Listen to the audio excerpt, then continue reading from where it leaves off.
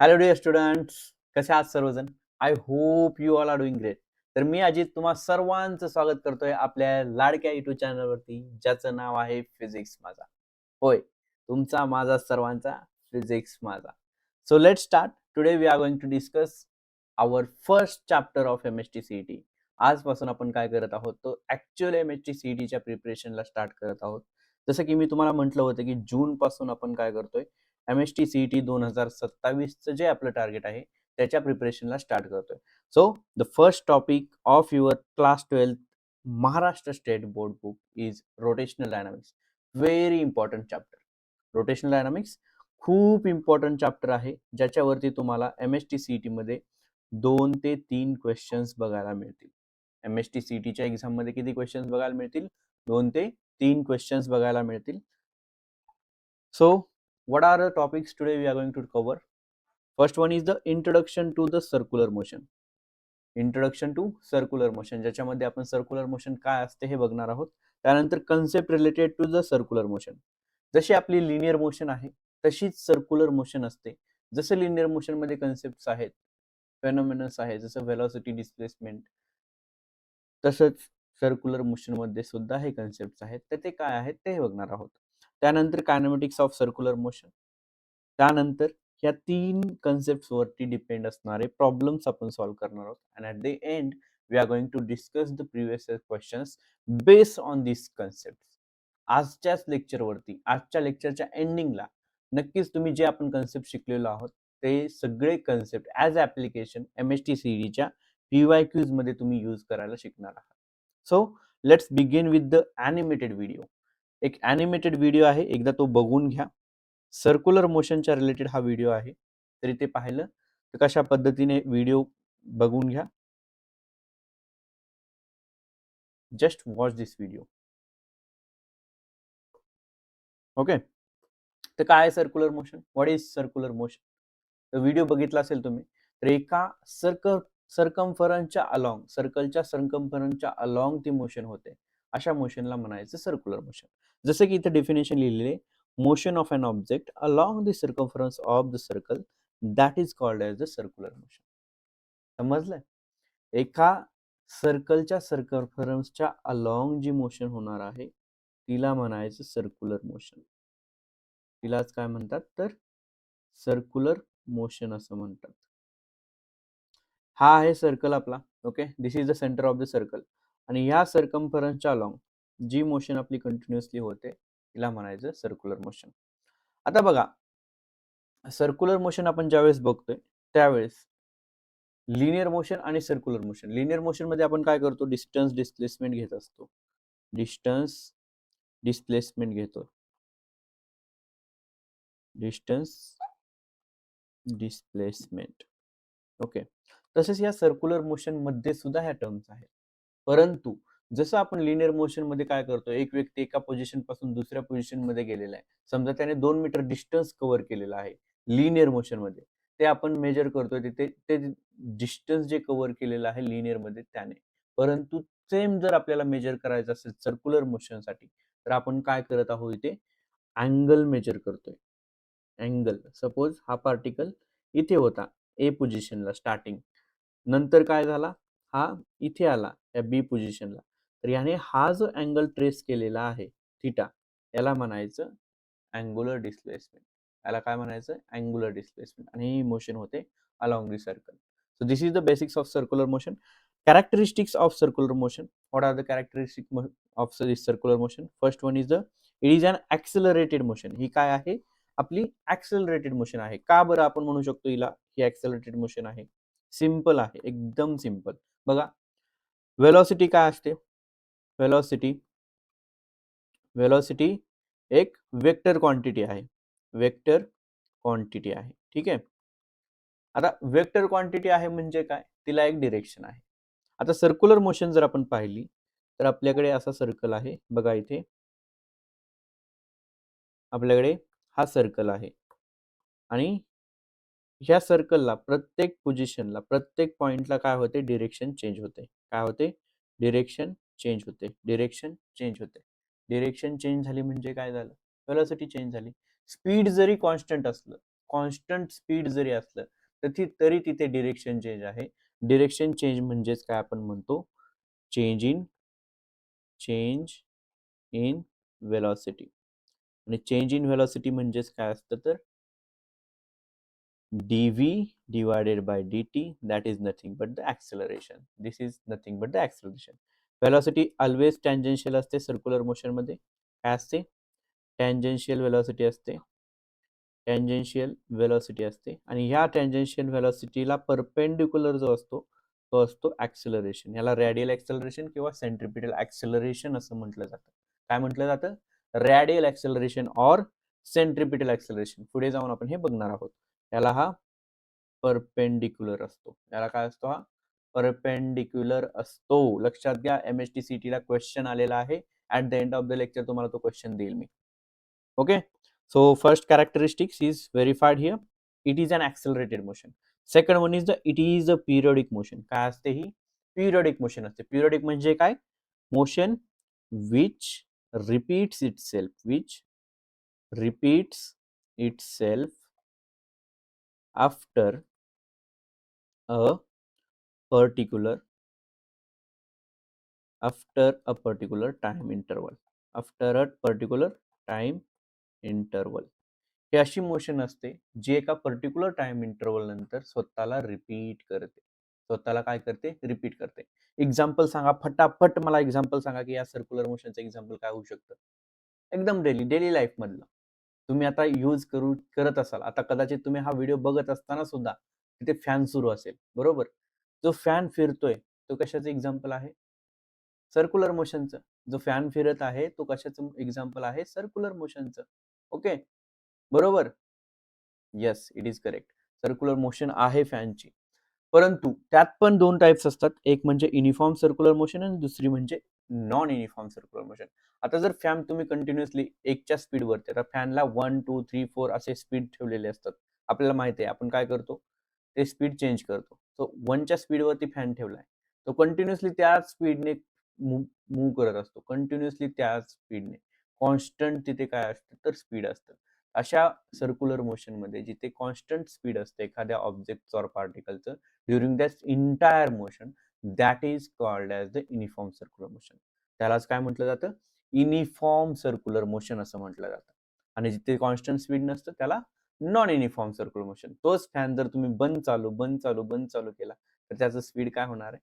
Change होत राहणार आहे कंटिन्युअसली. आणि असं चेंज होत राहणाऱ्या स्पीडलाच काय म्हणायचं? Non uniform circular motion. Okay, so आता काही टर्म्स आहेत सर्क्युलर मोशनच्या रिलेटेड, काही टर्म्स आहेत ते आपल्याला बघायचे आहेत. कुठल्या कुठल्या टर्म्स आहेत? ओके, सांगा मला कमेंट मध्ये, which are the terms which is related to the circular motions. Circular मोशनच्या आधी आपण लिनियर मोशन साठी ज्या टर्म्स रिलेटेड आहेत त्या बघूया. Linear motion. ओके, लिनियर इथे लिहितो मी, लिनियर मोशन आणि इथे सर्क्युलर मोशन. सर्क्युलर मोशन बघा, आता सिंपल मध्ये, एकदम सिंपल वे मध्ये मी तुम्हाला सांगतो. लिनियर मोशन मध्ये तुम्ही काय म्हणता? सपोज हा ए पोझिशन आहे ऑब्जेक्टचा. त्या ए पोझिशन पासून बी पोझिशनला ऑब्जेक्टने ट्रॅव्हल केलं तर त्याने काहीतरी डिस्प्लेसमेंट केलं असं म्हणतो आपण, किंवा डिस्टन्स ट्रॅव्हल केलं असं म्हणतो, बरोबर? इथे दिसतंय तुम्हाला, लिनियरी दिसतंय की इथपासून इथपर्यंत हा गेला. परंतु तेच जर आपल्याला सर्क्युलर मोशन मध्ये बघायचं असेल तर इन टर्म्स ऑफ आपण काय घेतो ते theta. In terms of theta घेत असतो. In terms of theta. Theta म्हणजे अँगल कवर्ड. अँगल कव्हर का करायचा आपण? अँगल कव्हर का बघायचा याच्यामध्ये? कारण की हा जर सर्कल कन्सिडर केला तुम्ही, हा सेंटर आहे. इनिशियली हा पार्टिकल समजा इथे होता. हा काय होता? तुमच्यासारखाच एक असा माणूस आहे. पार्टिकल सोडून द्या, तुमच्यासारखाच असा एक माणूस आहे. हा ट्रॅव्हल केला, हा ए पोझिशनला आहे इथे. ए पोझिशन पासून ट्रॅव्हल करत बी पोझिशनला आला असा आहे, अलॉंग दिस सर्कम्फरन्स. तर त्याने काय केलं? हा अँगल ट्रेस केलेला, अँगल कव्हर्ड केलेला. अँगल काय केलेला आहे? कव्हर केला. तेवढं त्याने डिस्प्लेसमेंट केलेलं आहे. तर त्याला म्हणायचं थिटा. त्याला काय म्हणायचं? Theta. Theta is nothing but angular displacement. Angular displacement. हे झालं सर्क्युलर मोशनच्या रिलेटेड. आणि लिनियर मोशनच्या related shortest distance in between two position or point, initial and final position मधला शॉर्टेस्ट डिस्टन्स, त्याला म्हणायचं डिस्प्लेसमेंट. आता डिस्प्लेसमेंट आपण कशाने दाखवतो इथे? डिस्प्लेसमेंट बघा, हे रिलेशन गरजेचं आहे. दॅट इज नथिंग बट ने आपण डिनोट करतो. त्यानंतर लिनियर मोशन मध्ये तुम्ही काय पाहिलेलं आहे? वेलॉसिटी पाहिलेली आहे. Velocity that is equal to V. Velocity V असते. तेच लिनियर मोशन मध्ये काय असते? Angular velocity. काय असते? Angular velocity. Okay, linear motion मध्ये काय असते? अँग्युलर वेलॉसिटी, जी की ओमेगाने दाखवतो. Omega is equal to D theta divided by D T. D theta divided by D T. बघा, डिस्प्लेसमेंटचं जर डेरिवेशन घेतलं आपण तर आपल्याला मिळते व्हेलॉसिटी, ज्याला आपण D V divided by D T म्हणतो. नंतर या डी व्ही बाय डी टीचं जर डेरिवेशन घेतलं तर आपल्याला मिळतं ॲक्सेलरेशन, ज्याला आपण काय म्हणतो? सॉरी, इथे D S by D T असणार आहे आणि इथे D V by D T असणार आहे. D V by D T is acceleration, not the velocity. D S by D T हे आहे वेलॉसिटीसाठी. सिमिलरली आपल्याला त्या सगळ्या कन्सेप्ट सर्क्युलर मोशन मध्ये बघायचे. म्हणजे हे ज्या सगळ्या कन्सेप्ट आहेत आपण मेकॅनिक्स मध्ये शिकलेल्या, त्या सगळ्या कन्सेप्ट आपल्याला एका सर्क्युलर मोशन साठी स्टडी करायचं आहे. तेच आजच्या लेक्चर मध्ये बेसिक आपण कव्हर करणार आहोत. Okay, clear? इथपर्यंत क्लिअर आहे? आय होप समजलं असावं तुम्हाला हे सगळं. So let start with the angular displacement. कशापासून स्टार्ट करायचं आपल्याला? Angular displacement. Angular displacement shortest मध्ये आपण काय म्हणू शकतो? शॉर्ट मध्ये काय म्हणू शकतो याला आपण अँग्युलर डिस्प्लेसमेंटला? Angle covered by an object. Simple, एकदम सिंपल. फिजिक्स जेवढं सिंपल करता येईल आपल्याला तेवढं सिंपल करून आपल्याला स्टडी करायचं आहे. तर angle covered by an object, किती ऑब्जेक्टने अँगल कव्हर केला त्याला म्हणायचं angular displacement. And it is denoted by theta. कशाने डिनोट केला जातो? थिटा. अँगल आपण कशाने डिनोट करतो? थिटाने. तर डेफिनेशन काय होईल अँग्युलर डिस्प्लेसमेंटची बघा? Angle trace by the radius vector at the centre of the circular path when particle moves from one point to another point along the circular path in a given time is called angular displacement. बघा, angle stress by what? Radius vector. Radius vector काय असतो रे बाळांनो? हा जो vector आहे, हा वाला vector, याला म्हणायचं रेडियस वेक्टर. या रेडियस वेक्टरने ह्या दोन पोझिशन पर्यंत जाण्यासाठी जो अँगल ट्रेस केलेला आहे थिटा, जसं मी पाठीमागच्या स्लाइड वरती सांगितलं, त्याला म्हणायचं अँग्युलर डिस्प्लेसमेंट. त्याला काय म्हणायचं? Angular displacement theta. Angular displacement theta. Angular displacement theta. Okay, clear आहे? क्लियर आहे? Done. Theta. Next one is what? Angular velocity. Angular displacement clear आहे. अँग्युलर वेलॉसिटी बघूया. अँग्युलर वेलॉसिटी काय असते आपली? याचा युनिट आहे रॅडियन पर सेकंद. आता थिटासाठी युनिट आहे बघा, याचं युनिट काय आहे? Unit for theta angular displacement काय असणार आहे? युनिट याचं रॅडियन. काय असणार आहे? रॅडियन. अँगल कवर्ड कसा काढतो आपण? बघा, अँगल कवर्ड कसा काढतो? अँगल कवर्ड कसा काढतो? हा अँगल कसा काढणार आहे? थिटा बरोबर हा जो आर्क असणार आहे, हा जो आर्क, याचा जो आर्क आहे, आर्क, आर्क माहिती आहे ना तुम्हाला सगळ्यांना? आर्क हा जो पार्ट आहे सर्कलचा, तो arc divided by radius. Arc divided by radius. This is nothing but the angle covered. Angle covered is nothing but angular displacement. Okay, so angular velocity, it is denoted by radian per second. Radian per second, किती radian angle cover केला एका सेकंदामध्ये, हे आहे angular व्हेलॉसिटीचं unit. आणि angular velocity आपली denoted असते ओमेगाने. कशाने डिनोट करतो याला? ओमेगा. लक्षात घ्या, not V. Linear velocity V साठी, लिनियर व्हेलॉसिटीला व्ही, अँग्युलर व्हेलॉसिटीला ओमेगा. लिनियर व्हेलॉसिटीला व्ही, अँग्युलर व्हेलॉसिटीला काय असणार आहे आपला? ओमेगा असणार आहे. ओके, तर डेफिनेशन काय आहे बघा याची? What is the definition of angular velocity? The rate of change of angular displacement per unit time, that is nothing but angular velocity.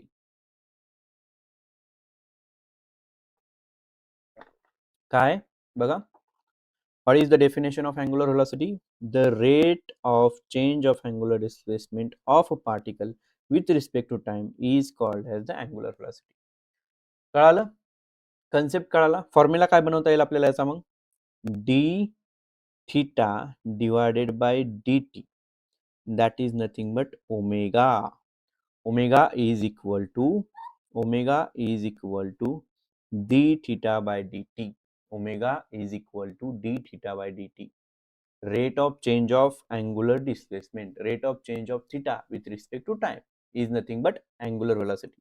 आता याच्यासाठी सुद्धा आपल्याकडे एक ॲनिमेटेड व्हिडिओ आहे.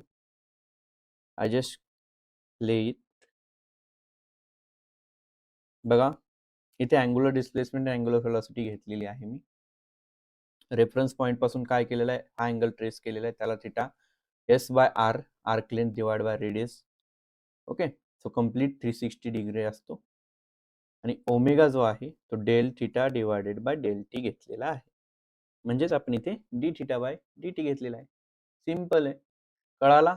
Omega as well as angular displacement. Omega काय आहे आपला, एक वेक्टर क्वांटिटी आहे. ओमेगा काय आहे आपली, वेक्टर क्वांटिटी, कारण ही एक वेलॉसिटी आहे. सो नेक्स्ट पॉइंट आहे आपला अँग्युलर ॲक्सेलरेशन. नेक्स्ट पॉइंट काय आहे, सर्क्युलर मोशनच्या रिलेटेड जी टर्म आहे त्याच्यामधला नेक्स्ट पॉइंट आहे अँग्युलर ॲक्सेलरेशन. अँग्युलर ॲक्सेलरेशन काय असतं, it is denoted by alpha. Angular acceleration is denoted by what, alpha. लक्षात घ्या, ह्या गोष्टी लागणार आहेत आपल्याला. याचा एसआय युनिट आहे रॅडियन पर सेकंड स्क्वेअर. जसं मीटर पर सेकंड स्क्वेअर आपल्या ॲक्सेलरेशन, लिनियर ॲक्सेलरेशनचं युनिट आहे, तसंच याचं काय आहे, radian per second square. Okay, definition काय होणार आहे, the rate of change of angular velocity of the particle with respect to time is called angular acceleration. Simple definition आहे, एकदम फॉर्म्युला बेस्ड डेफिनेशन. फॉर्म्युला काय येईल, alpha that is equal to D omega divided by D T. D omega divided by D T काय येतोय, alpha which is equal to D omega by D T. ठीक आहे, D omega means change in the angular velocity per unit time. तेच इथे लिहिलेलं आहे, तेच आपण काय केलेलं आहे, इथे लिहिलेलं आहे. फॉर्म्युला लक्षात ठेवायचा आहे हा अल्फाचा.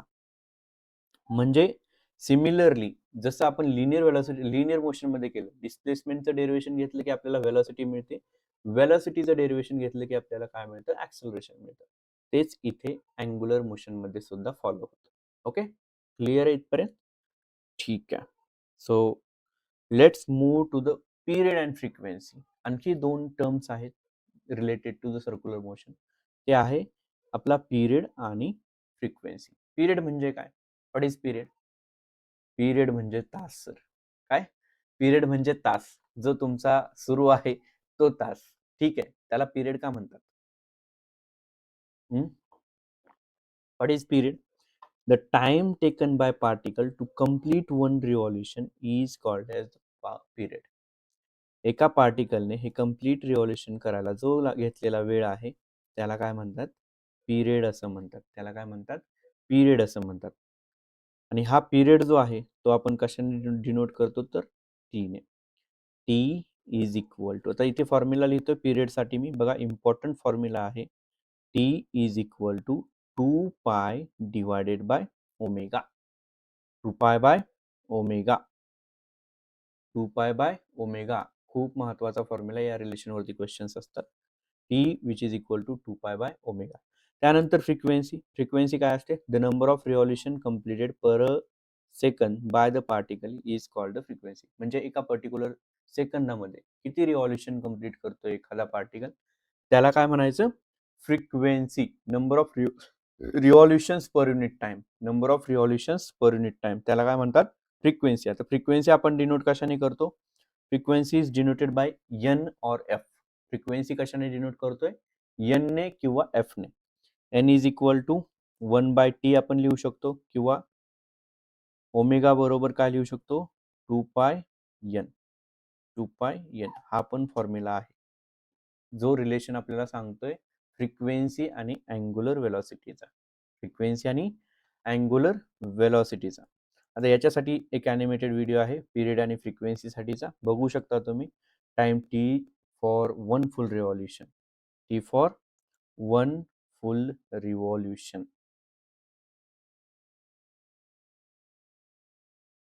दिसतं आहे तुम्हाला स्क्रीनवरती, रिव्हॉल्युशन कंप्लीट झालेलं आहे. T is equal to 2 pi by omega. म्हणजेच 1/f सुद्धा घेतो. युनिट आहे सेकंद आणि फ्रिक्वेन्सीसाठी हर्ट्स म्हटलेलं आहे. फ्रिक्वेन्सीसाठी काय म्हटलेलं आहे? हर्ट्स.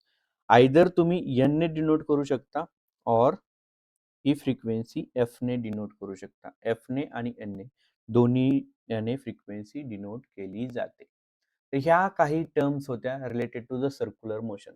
आता आपल्याला बघायचं आहे kinematics of this circular motion. काय बघायचं आहे? Kinematics of the circular motion. Kinematical equations माहिती आहेत का तुम्हाला लिनियर मोशन मधल्या? सांगा बरं. माहिती आहेत तुम्हाला लिनियर मोशन मधल्या कायनेमॅटिक्स इक्वेशन? कायनेमॅटिकल इक्वेशन. फर्स्ट इक्वेशन काय आहे? फर्स्ट इक्वेशन काय आहे? मी इथे लिनियर आणि इकडे काय करतो? इथे लिनियर लिहितो. लिनियर मोशन आणि इकडे अँग्युलर किंवा सर्क्युलर. ठीक आहे. सो लिनियर मध्ये पहिलं इक्वेशन काय आहे आपलं? V which is equal to U plus काय असतं? A T. V which is equal to U plus A T. आता फक्त आपल्याला काय करायचंय? व्ही ला रिप्लेस करायचा ओमेगाने, यू ला रिप्लेस करायचा ओमेगा नॉटने आणि ऍक्सेलरेशनला रिप्लेस कशाने करणार आपण? अल्फाने. म्हणजे अँग्युलरच्या टर्म्स रिलेटेड. अँग्युलरच्या रिलेटेड टर्म्स घ्यायच्या आहेत. मग इथे काय होणार? पहिलं इक्वेशन ओमेगा बरोबर. आता इनिशियल हे काय आहे? इनिशियल वेलॉसिटी असते. इनिशियल. तर ही काय होणार? इनिशियल इथे ओमेगा नॉट आहे, जसं तुमच्या बुकमध्ये दिलेलं आहे त्या पद्धतीने मी घेतोय. Omega not plus alpha T. Omega not plus alpha T. ठीक आहे. सेकंड काय होणार आहे? सेकंड इक्वेशन सांगा मला. For the linear motion. For the linear motion second equation काय आहे? सांगा सांगा सांगा. Yes which is equal to काय? ut plus half A T square. ut plus half A T square. Same equation काय होणार आहे आपल्या इथे? सेकंड इक्वेशन काय होणार आहे? एसच्या जागी थिटा. एसच्या जागी थिटा. लिनियरच्या जागी अँग्युलर. थिटा बरोबर काय होणार आहे? Omega naught t plus 1/2 acceleration एच्या जागी अल्फा. ऍक्सेलरेशन एच्या जागी alpha. Alpha t square as it is. T as it is. Okay. Clear आहे इथपर्यंत? Third equation v square which is equal to u square plus 2as. हे third kinematic equation आहे for the linear motion. Similarly for the circular motion आपली काय असणार equation? Omega square बरोबर omega not square plus 2 alpha theta. 2 alpha theta. 2 alpha theta. Clear आहे इथपर्यंत? इथपर्यंत clear आहे का? इथपर्यंत क्लिअर आहे? क्लिअर आहे? क्लिअर आहे? ओके. तर ह्या सगळ्या टर्म्स ज्या होत्या त्या सर्क्युलर मोशनच्या रिलेटेड टर्म्स होत्या. आता आपल्याला आणखी एक थोडी छोटीशी कन्सेप्ट आहे जी तुमच्या बुकमध्ये दिलेली आहे. ती आहे राईट हँड थंब रूल. काय आहे? Right hand thumb rule. आधी आपण राईट हँड थंब रूल काय म्हणतो त्याची डेफिनेशन बघा. Imagine the axis of rotation. Imagine axis of rotation. बघा कसल्या टर्म्स आलेले आहेत. Axis of rotation. काय असतं ऍक्सिस ऑफ रोटेशन? सपोज माझ्याकडे हा पेन आहे. या पेनच्या रिलेटेड आपली काय होते? एक मोशन होते पेनच्या अशी सर्क्युलर मोशन मध्ये पेनच्या अराउंड. तर याचा ऍक्सिस ऑफ रोटेशन काय होईल? हा जो पेन आहे तो हा ऍक्सिस ऑफ रोटेशन. ठीक आहे. So imagine the axis of rotation to be held in the right hand with the fingers curl around the axis. In the right hand. आता राईट हँडला माझ्या ग्लोव्ज घातलेले आहेत त्यामुळे तुम्हाला दिसत नसावेत कदाचित फिंगर्स माझे. तर अशा पद्धतीने जर तुम्ही धरलं तर तुमचा थंब जो असणार आहे थंब ते आपल्याला काय दाखवणार आहे? जी अँग्युलर व्हेलॉसिटी असणार आहे तुमची त्याची direction. Thumb stretch along the axis if the curl fingers denote the sense of rotation. म्हणजे ज्या डिरेक्शनला ते रोटेट होतात ते जर डिनोट करत असतील काय? कर्ल्स. इथे बघा इथे दिसतंय तुम्हाला याच्यामध्ये या डायग्राम मध्ये दिसत आहे. ओके. या डायग्राम मध्ये दिसतंय. Just a second. इथे जर बघितलं कर्ल्स जे आहे हा अशी डिरेक्शन आहे मोशन. काय आहे? ही अशा पद्धतीने आहे. ओके. अशा पद्धतीने. तर याची डिरेक्शन ओमेगाची कुठे असेल? वरच्या डिरेक्शनला. आणि हेच जर समजा तुमचं असं असेल, असं, तर तुमची ओमेगा डाऊनवर्ड डिरेक्शन. हेच सांगतोय आपल्याला काय, राईट हँड थंब रूल. ह्या इमेजवरून तुम्हाला एक्झॅक्ट समजत असावं. ओके, क्लिअर आहे इथपर्यंत? तर ह्या सगळ्या आजच्या टर्म्स होत्या related to the circular motion. Okay, तो बेसिक्स आपलं सगळं झालेलं आहे. एक थोडासा पार्ट छोटासा राहिलेला आहे, त्याच्यामध्ये आपण बघणार आहोत की लिनियर आणि अँग्युलर रिलेशन काय असतं, लिनियर मोशनचं आणि अँग्युलर मोशन मधलं रिलेशन. सो लिनियर मोशन आणि अँग्युलर मोशन जर डिस्प्लेसमेंट साठी पाहिलं आपण, डिस्प्लेसमेंट, तर ते काय असतं, yes which is equal to r into theta. Yes जो आहे तो लिनियर डिस्प्लेसमेंट आहे. इथे जर पाहिलं तर हा यस जो आहे हा लिनियर डिस्प्लेसमेंट आहे. ओके, आर जो आहे तो रेडियस आणि थिटा जो आहे तो अँग्युलर डिस्प्लेसमेंट. त्याचबरोबर आणखी एक महत्वाचं रिलेशन आहे जे आपल्याला लागणार आहे, that is v which is equal to r omega. खूप इम्पॉर्टंट हे रिलेशन आहे, खूप असं इम्पॉर्टंट आहे. V which is equal to r omega. 2025 मध्ये याच्यावरती क्वेश्चन आलेला आहे. जर वेक्टर फॉर्म मध्ये लिहायचं झालं याला, तर व्ही बार बरोबर काय होणार आपला, omega bar cross r bar. Omega हा आपला अँग्युलर व्हेलॉसिटी आहे, व्ही जी आहे ती लिनियर व्हेलॉसिटी आहे. आणि ऍक्सेलरेशन जे आहे, that is centripetal acceleration, that is given by r omega square. म्हणजेच आपण याला काय लिहितो, व्ही स्क्वेअर बाय आर लिहितो. तर हे रिलेशन्स जे आहेत हे महत्वाचे आहेत, relation in between linear and angular velocity और अँग्युलर टर्म्स. ओके, इथपर्यंत क्लिअर आहे? आय होप हे सगळं समजलं असावं तुम्हाला. So let start to the questions now. आता आपण काय करणार आहोत, तर क्वेश्चन सॉल्व्ह करणार आहेत. पहिला क्वेश्चन बघूयात. तर बघा क्वेश्चन काय आहे आपला, if a cycle wheel of radius 0.4 metre completes 1 revolution in 1 second, then the acceleration of the cycle is. हा क्वेश्चन कधी विचारला होता, 2000 MSTCT 2000 ला. लास्ट 25 इयर्सचे PYQs आपण घेऊया, कारण की कुठला PYQ कुठल्या टॉपिकवर आलेला असतो ते कळायला पाहिजे आणि कशा पद्धतीने PYQ आलाय हे कळायला पाहिजे. म्हणून आपण काय करतोय, लास्ट 25 इयर्स मध्ये जे काय क्वेश्चन्स असतील, आता बुक्स तर आहेत तुमच्याकडे, बुक्स मध्ये असतात क्वेश्चन, तर त्यातले क्वेश्चन मी टॉपिक वाईज घेतलेले आहेत. ठीक आहे, बघा काय म्हटलंय या क्वेश्चन मध्ये, a cycle wheel of radius 0.4 metre completes 1 revolution in 1 second. Acceleration काढायचं आपल्याला. गिवन काय आहे इथे बघा, सिंपल मध्ये सांगतो तुम्हाला, गिवन काय आहे आपल्याकडे, रेडियस दिलेली आहे r is equal to 0.4 metre. पुढे काय म्हटलंय, कम्प्लीट 1 रिव्हॉल्युशन इन 1 सेकंड, म्हणजेच फ्रिक्वेन्सी दिलेली, काय दिलेली आहे, frequency, number of revolution per unit time, जी कन्सेप्ट आपण फ्रिक्वेन्सीचा पाहिला होता, फ्रिक्वेन्सी दिलेली आहे, किती सांगितलेलं आहे, 1 revolution per second, 1 second. Okay, frequency किती झाली, 1 हर्ट्स म्हणू शकतो याला आपण. आणि ऍक्सेलरेशन विचारलंय, ए इज इक्वल टू किती असं विचारलेलं आहे. आता काय करू शकतो आपण इथे, ऍक्सेलरेशन साठी फॉर्म्युला आताच पाहिला आपण. ऍक्सेलरेशन म्हणजे काय असतो, तर आर ओमेगा स्क्वेअर असतो. काय असतो, आर ओमेगा स्क्वेअर. परंतु आपल्याला ओमेगा माहिती आहे का, नाही, तर ओमेगा काढू शकतो. ओमेगा बरोबर काय असतो, 2 pi into n. 2 pi into n, n ची व्हॅल्यू 1 आहे. ओमेगा किती आला, 2 pi radian per second. Omega मिळाला, ओमेगावरून ऍक्सेलरेशन काढा. Acceleration a is equal to काय होईल मग आपला, आर ओमेगा स्क्वेअर. आर ची व्हॅल्यू 0.4, ओमेगाचा स्क्वेअर करा म्हणजे 2 पायचा हा स्क्वेअर होणार आहे. So what will be the final answer, 0.4 multiply by 4 into pi square. 4 multiply by 0.4, this will be equal to a is equal to 1.6 pi square metre per second square. 1.6 pi square metre per second square. Option कुठला correct असेल मग, option 4 will be correct for this question. बघा किती easy question आहे. Concept जर आपल्याला माहित असेल तर इझिली क्वेश्चन्स आपण सिम्प्लिफाय करू शकतो.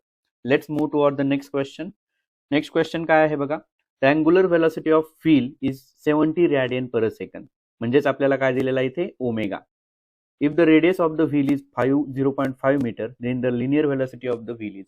बघा अँग्युलर व्हेलॉसिटी दिलेली आहे, रेडियस दिलेली आहे, लिनियर व्हेलॉसिटी काढायचे. खूप एक्झाम्पल्स इझी आहे, खूप एक्झाम्पल इझी, खूप इझी, खूप.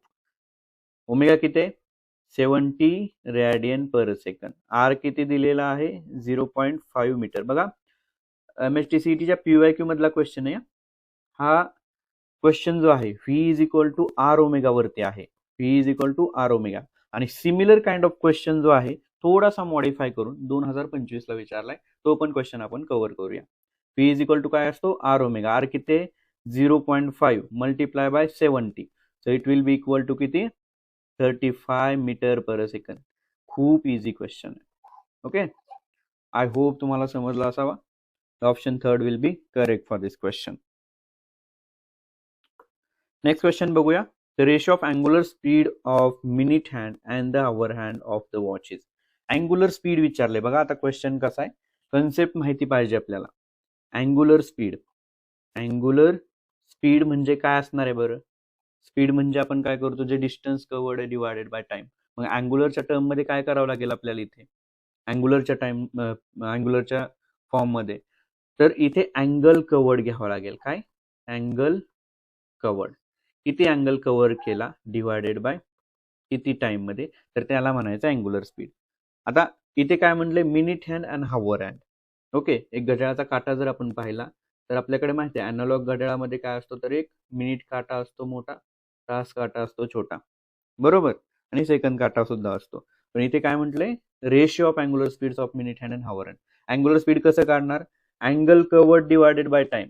काय करतोय आपण इथे angle covered divided by time करतोय.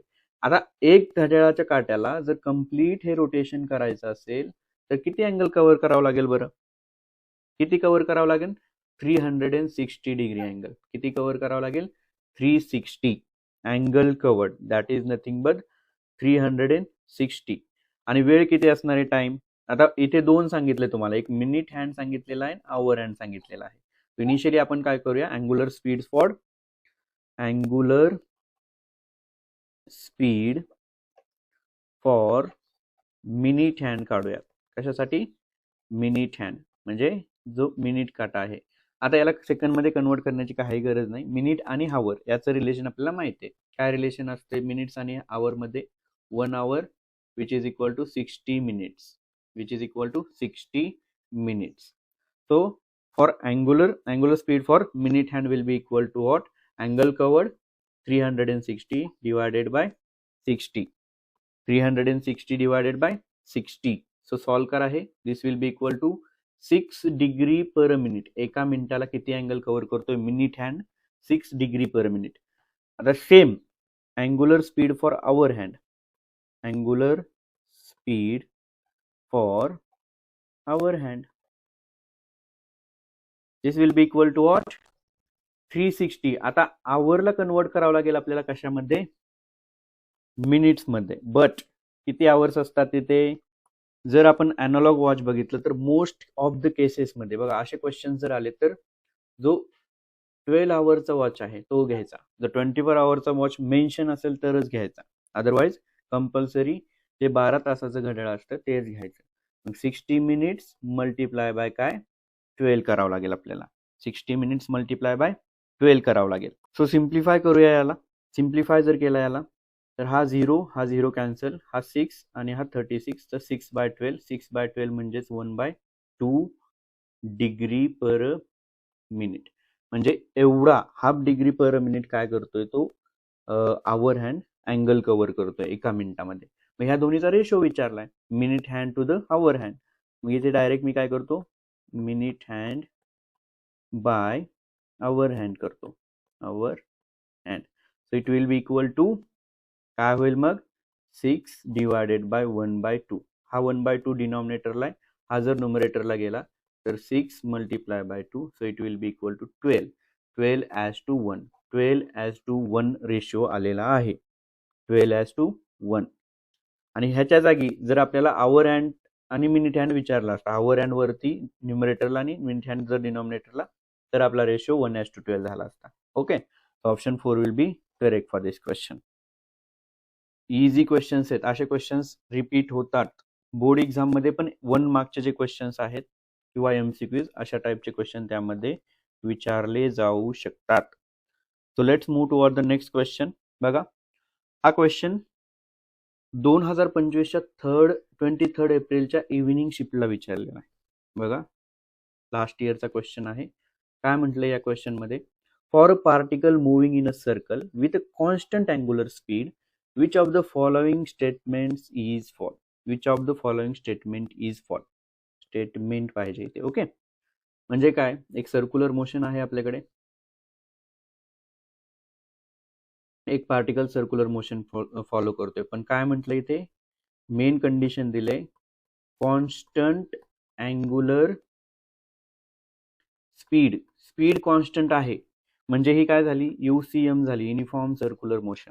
काय झाली, युनिफॉर्म सर्क्युलर मोशन. त्यातला पहिला ऑप्शन आता चेक करू आपण.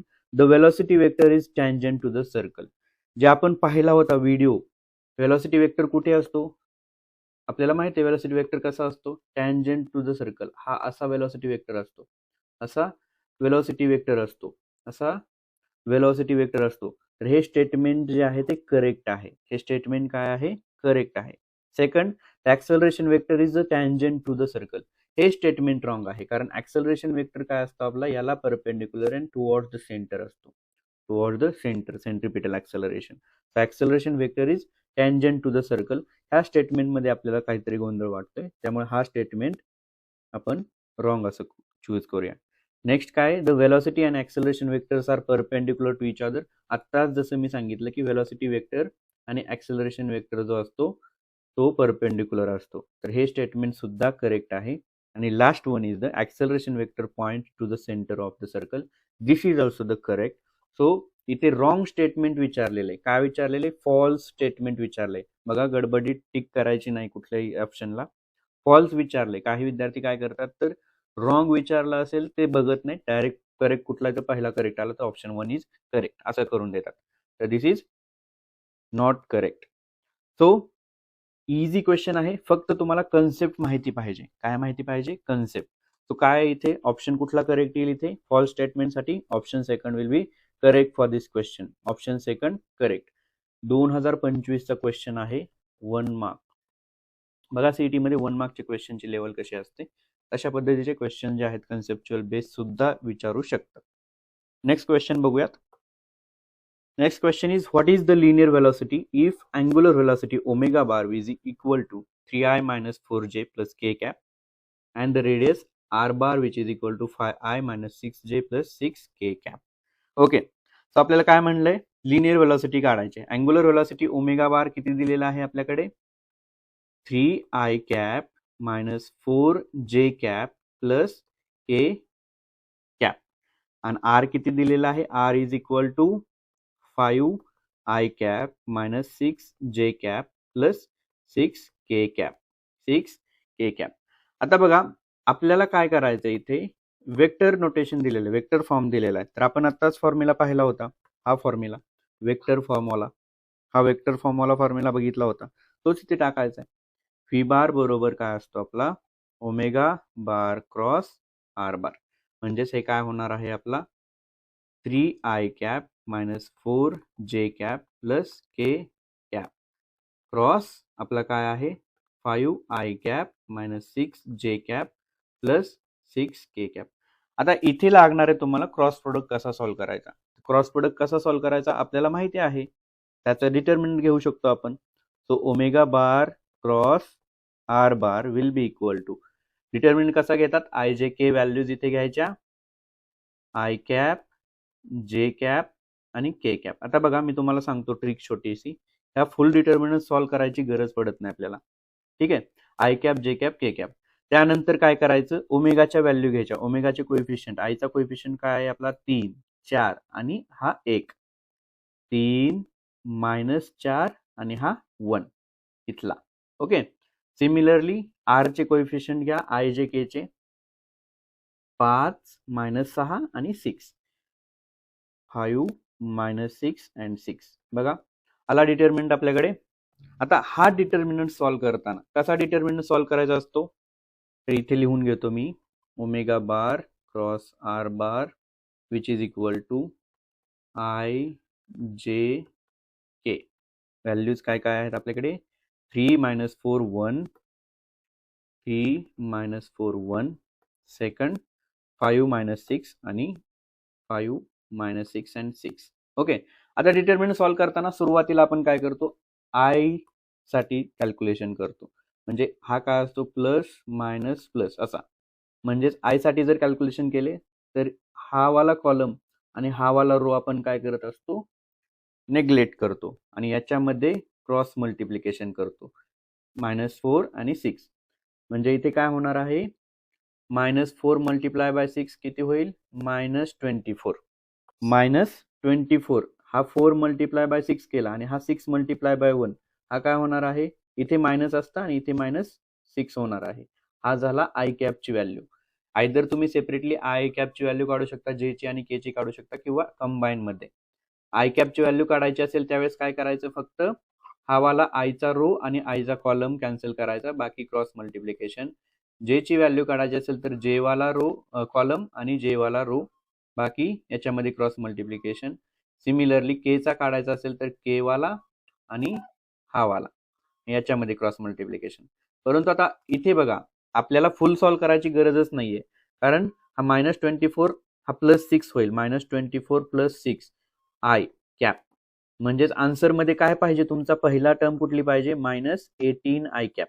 आन्सर मध्ये बघा कसा ट्रिकने सॉल्व्ह करायचा क्वेश्चन, जास्त सॉल्व्ह करत बसायची गरज नाही, कारण तुम्हाला टाइम लिमिटेड असतो. तर इथे आपल्याला -18 आय कॅप मिळालेला आहे, पहिला टर्म आयचा जो कोएफिशियंट आहे तो.